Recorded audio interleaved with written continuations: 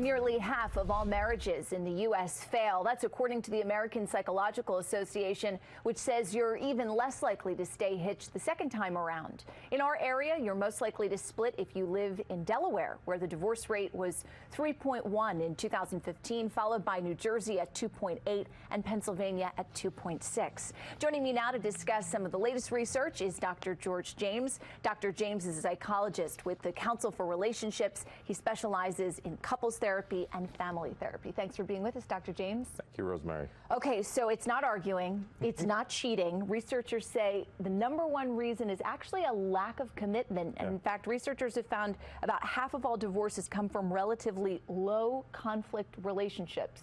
Explain this for us.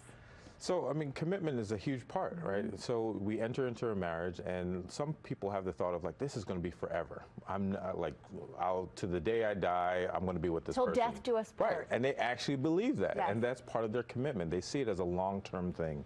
While other people, they see it as, okay, until the situation happens, or until there's an incident, or until the kids go away to school. And when we talk about commitment, really it's what are the different aspects of commitment. For some people, they'll be committed to the aspects of if we get divorced or not. So for what I mean by that is, what happens to the children? What happens to my partner? What happens to me financially? That's a part of commitment that's important, that can keep people for a certain period of within their marriage. But a deeper commitment is, I love this person, or I see myself connected to this person, or I know that I can go through tough times with this person, or I know that I only want to be with this person. I don't think about anybody else. So it's a different form of commitment that is deeper, that allows people to last much longer in their marriages than if it's just what happens to the kids. Because once you solve that problem, you might say, I don't need to be married anymore. It's time to get divorced. All right, let's talk about risk factors. Some of the research suggests that some of the top risk factors include marrying young, less education, less income, living together before marriage. In your practice, what have you found are some risk factors? You know, what I've seen for people is that when there's deep emotional hurt and wounds to the place where they don't know if they can really overcome it. And so, you know, I can think of a few couples that I've worked with now that are on the verge of divorce where they just got to this place where whatever happened, it could have been one of those issues, one of those risk factors. But or cheating. I mean, we're not putting that out there. And that's a huge part of my practice that I see.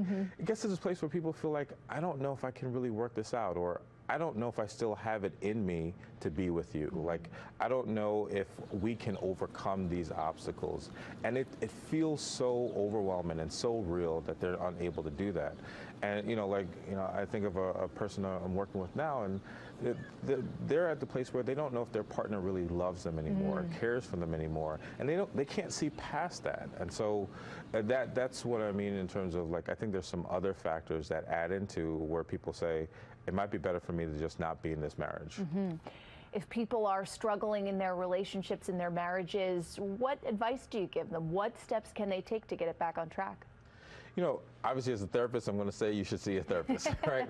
That's what I do, but that's also what I believe in. And I've seen people and all those risk factors, whether it be abuse, whether that be, I mean, abuse is one of those areas that is a little bit more serious, where someone might need to say, like, this is better for me not to be married. But when we talk about infidelity, when we talk about maybe even sometimes addiction, or just, as we mentioned, low commitment, sometimes getting help can make the difference.